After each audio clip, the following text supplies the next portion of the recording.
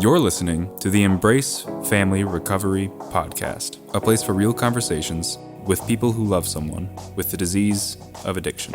Now here is your host, Margaret Swift Thompson.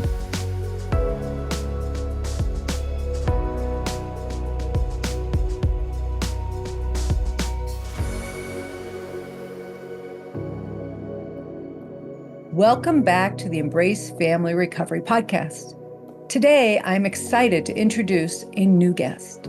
This week, I'm sitting down with Mallory Henry, a senior coordinator of education for the Caron Treatment Centers. Mallory shares her journey as a sibling of a person in recovery. Mallory's story highlights the often overlooked struggles of siblings in the family disease of addiction. Please meet Mallory. The Embrace Family Recovery Podcast.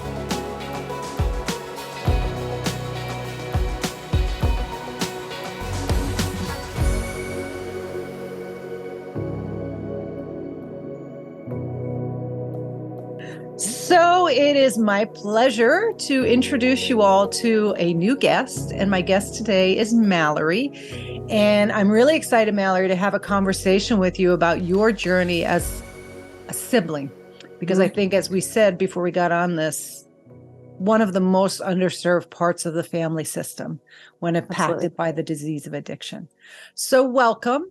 And I'd love you to start by introducing yourself to us as you would, how you came to be a part of recovery, who your qualifier is, whatever you want to share. Sounds good. Thank you for having me. My name is Mallory Henry. I am a senior coordinator of education for Caron Treatment Centers. But more importantly today, I am the sibling of a person in recovery. I have a younger brother who has 7 years of recovery under his belt. I know, amazing feat, and do a lot of work with siblings and families impacted by substance use disorder. Because like you said, I do feel like siblings are sometimes the outliers in this system. I think we're getting better at providing family supports and education, but I think oftentimes we're looked at, we first look at parents and then we might look at their own children potentially.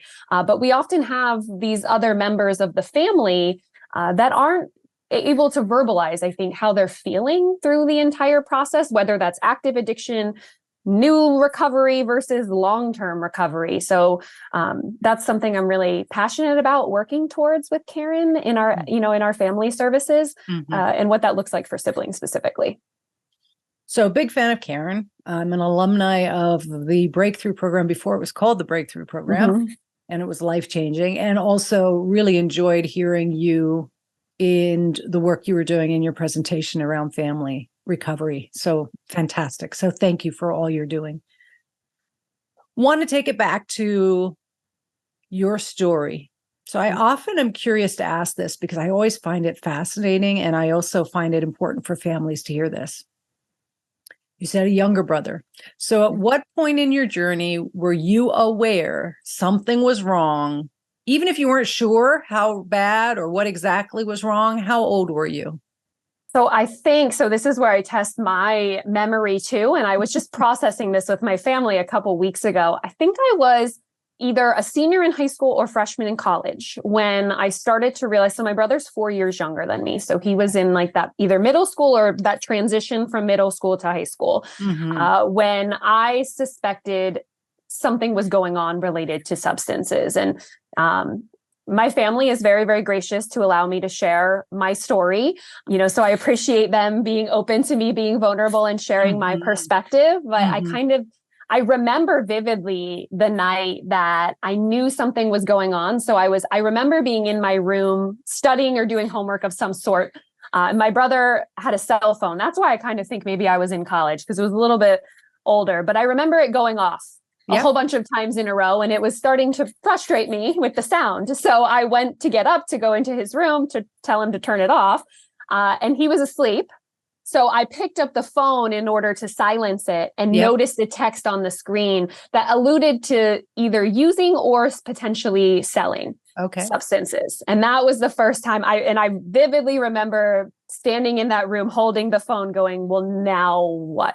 Right. Like, and as a sibling, I think this is a piece that siblings feel a lot is, do I go to my brother or do I go to my parents? Right? In that immediate situation, it's who do I have allegiance to first? And what did you do? So I went to my parents the next day. And the interesting thing, I think, and I don't think this is abnormal for parents, they were in complete denial. Yeah. So when I said, hey, I saw this, I'm concerned, they said, he's too young. I'm sure he doesn't even know what that means. I'm sure it was just young boys saying, unnecessary things, via text message. But I also remember that being the first time that a gut feeling I had was not believed by my parents. That's a really big thing, because one of the things that both of us working with families know is that gut checks happen and then we either dismiss them. I use the term monkey chatter by squishing them, or we have someone else dismiss them, or the person who has. And I use addiction, Mallory, because I have guests on here and listeners who they're dealing with all types of addiction, not just substance use disorder. Absolutely. They'll hear it from the person with the illness and they'll say, it's not going on. What are you talking about? You're crazy, right? So I love that you reference your gut check, because your gut check was like, okay, this makes sense to something I've observed, felt, experienced. And now my adults in my world are saying, yeah, I don't think so. I think it's boys being boys. It's not real. Yep. Yeah. And I think that attributes to, so much further in your life too. I mean, I was at that kind of threshold of adulthood, if you will, and to have, two people who I felt had my back for, up until that point, I was probably around 18 years old, didn't believe me. And you're right. I think there was something in my head saying something seems off. This isn't the person I knew. Something seems different. And, trying to put your finger on it. Is it teenage behavior? Is it that he's because he's a teenager? Is it because something else is going on? And this was really the first time I brought it to someone's attention to say something seems off. And now I have evidence to prove something seems off. But they weren't in a place to hear it at that time. Were you feeling anything before you saw the text? Were you aware of, because often I find in sharing with families, siblings have a clue before most of the family member because they're peers. There's something going on there. So were you feeling things before you got that proof, if you like? I think in hindsight, looking back on it, yes. I don't know if I knew at that time what exactly. I mean, my brother's 4 years younger than me, so we weren't in the same school. We didn't have the same friends. So I think maybe if we were closer in age, maybe I would have had more of a pulse on what that looked like. But we didn't have the same peer network and things like that. But I remember in that moment thinking, this makes sense. Yeah. So in hindsight, I do think something seemed different that I maybe couldn't put my finger on. He's not the only person in my family system to struggle with substance use disorder. I know that's not uncommon, but I think at the time that his came to fruition, his use is also the time a lot of other members of my family, we started to kind of put our finger on the fact that maybe some of this stuff was going on with other people for generations as well. But it wasn't anything that was kind of talked about, if you will. So I don't know if a piece of my parents pushing it aside was denial or a piece of it was the way we've always done it. Yes. Yeah. Like we bury our head in the sands and we don't acknowledge those things. And I think you and I both know very well that none of this is done out of malintent. It's survival. It's not knowing. It's, I don't know until I know, and it's not wanting to believe bad things about people we love. Of course. Yeah. I mean, I think I have children of my own now, and I can't imagine. It was very easy for me to, I think, judge as a sibling. Sure. And that's a piece of it, I think, as a sibling. If, I didn't have kids, I had a different perspective. He wasn't my child. Right. It wasn't my job to keep him alive like it was for them. Now having my own children, I do understand how complicated that situation must have felt for them, and almost seemingly impossible at the time of if I acknowledge this, we have to do something with this. So it might be easier to just not acknowledge it. This podcast is made possible by listeners like you. Hi, I am Margaret Swift Thompson. And I am so grateful you're listening to this podcast. It means more to me than you know. As a result of the growth and continuation of my mission to help more family members find resources and enhance their toolbox with things that can help them navigate this journey of recovery, I want to let you know that I'm coming back with family coaching. So I'm starting the Embrace Family Recovery Coaching Group again. And I want to make sure people know that this is a group and it's a coaching group and it's open to anyone impacted by the disease of addiction from a family's perspective. So it could be your parent, your partner, your child, a sibling, anybody. If you would like to be a part of this educational and supportive community, please go to my website, embracefamilyrecovery.com, and look into the coaching group. We're going to have it for all people impacted.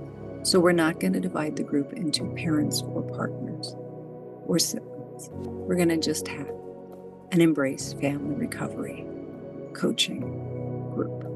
So if you want to know more, please head to my website and find out more, learn more. And if you have any questions at all, please reach out to me by email at margaret@embracefamilyrecovery.com. You're listening to the Embrace Family Recovery Podcast. Can you relate to what you're hearing? Never miss a show by hitting the subscribe button. Now back to the show. We'll come back to being a mom because you look like you are such a young person. And I know that's more about my aging process than yours. But wow. Okay. So you move forward, you get this awareness, this confirmation, some things start to feel like they made sense. And your family or your parents at the time, in their own complex reaction to this, don't think that it's a problem. Where do you go from there? As a sibling, what do you then find yourself doing in that relationship between parents and sibling? So I think, quite honestly, what happened there was it drove a pretty big rift between my brother and I. I don't know in hindsight if my parents went to my brother or went through his phone or anything like that. I don't know if that happened, but I remember disengaging. I disengaged because I knew I was either off to college or in college, and I knew that's where I was headed. So what I kind of did was disengage from my brother and really did not have a relationship with him at that time, because I think I blamed my parents for not believing me, for taking his side. And that built a lot of resentment towards him for me, of they didn't believe me, they picked his side. Mm. And so I disengaged, and I was at an age where I could.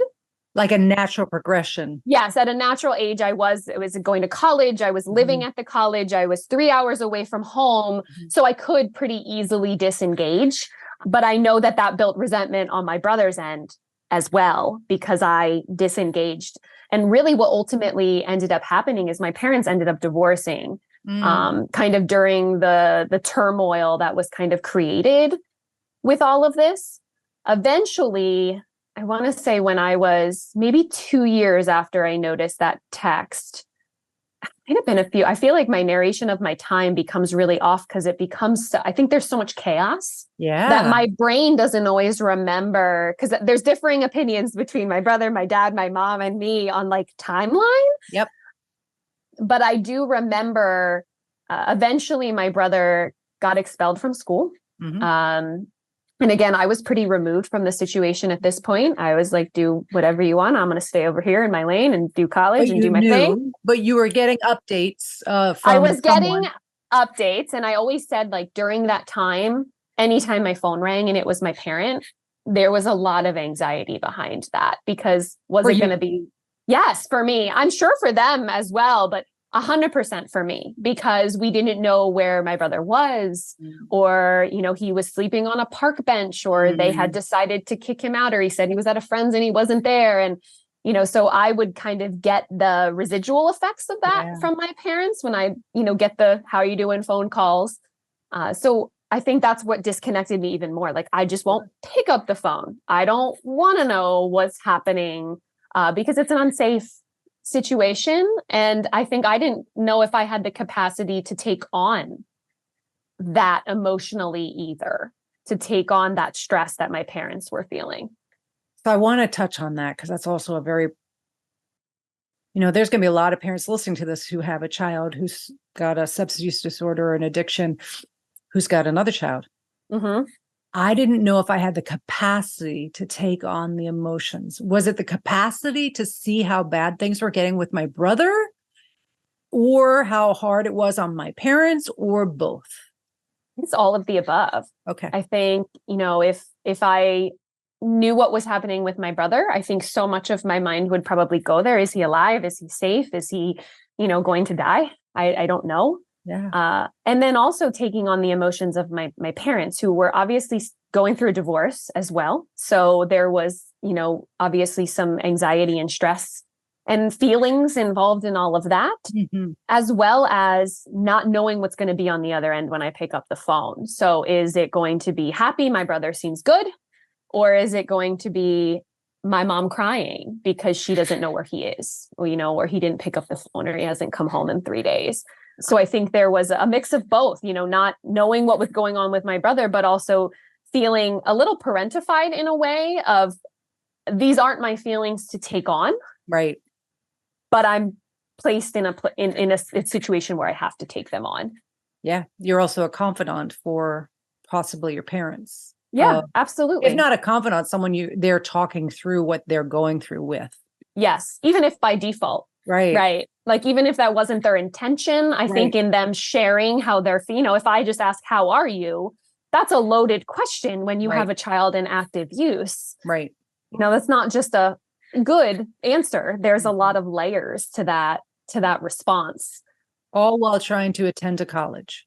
Yes, all while trying to go to class. And I was education, so there was student teaching and, all of those things that, my brain capacity, again, I think it's where the capacity came in of, I don't know how much I can take on from other people because I have my own life, my own relationships to figure out how to handle. And I wasn't sure how to do that. Did you have room to deal with the feelings you had about the divorce, or was your brother's illness kind of forefront? That was way more predominant. Honestly, my brother's use was probably the predominant factor. Yeah. And when I ultimately found myself saying, I need my own counselor, my own therapy, it's funny because I went saying, I need to figure out how to process my brother. And I remember my therapist said like some really profound things for me in that moment. But one of them was, have you ever processed the divorce? Right. And two, and this is where I remember her saying this to me, and it so vividly lives in my mind to this day. She said to me, our work together is so that you can be okay if your brother is never okay. And that was so powerful because no one had ever said that to me. Isn't that insane? Yeah, everyone had basically said, when he's fine, then you can deal with everything. But I'm like, what about right now? And that was the first time anyone had said that with me. My brother had gone through various treatment facilities, in and out while I was in college. And that was never brought up to me or anyone in my family. It is remarkable when we are talking about an illness that is chronic, progressive, and potentially fatal, and we know that, everyone knows that we leave this elephant in the room. Yeah. Yeah. Thank heavens she was willing to put word to that and give you permission to put word to that and experience what you could through that work. Yes. So very validating and also truth-telling about the risks and how do I support you in that. Yes. So when was it on the journey that you said, oh, okay, time for me to get some support? Because I know for a lot of us, I was a partner of, not a sister of, I didn't get help. I focused all on them. You appeared to have focused on like distancing, self-preservation. Mm-hmm. And at some point it was like, okay, I need something more. Yeah. I think what honestly prompted it was in my own trying to disengage from my family, got in a really unhealthy relationship. Okay. And I think that is ultimately what prompted the I need to find something for myself, because I think it was one of the first times I realized, wow, all of these things have been going on in my life and I've never acknowledged them. My family system is very much so, don't acknowledge things. If we don't talk about them, they don't exist. Right. And that works until it doesn't work. It does. And it Just didn't like work alcohol anymore. works until it doesn't work. Or if Yes, drugs exactly. work until, That negative coping skill worked until it didn't work. My dad had sought therapy post-divorce. So I had reached out to my dad and said, I think I need to talk to someone. And he had found it very valuable for himself. So he was willing to help me get connected, which ultimately changed the trajectory of not only my career, but my life. How amazing, though, kudos to your dad for seeking that resource and for sharing with you and probably your brother the benefits it gave him. Mm-hmm. Because I often say to parents who are just so struggling with, what do I do? What do I not do? I want them to be okay. Everything I seem to do doesn't work. And I talk about role modeling your recovery out loud is such an invitation for those you love to seek it versus trying to tell them what to do, which we know doesn't work very well. Doesn't work. Parenting 101. And that shows in your story. For you, you knew where to go because of somebody who had sought it and found benefit. It was a role modeling that it's okay to do this. Yeah, 100%. And I think it's exactly like you said, what we say all the time, right? That parallel recovery process of, even if this person is on their trajectory over here, and whether I agree with that trajectory or not, I have my own process, and my own process involves me taking those steps forward and role modeling to that person that life seems so much better when I take care of myself mentally, physically, and emotionally.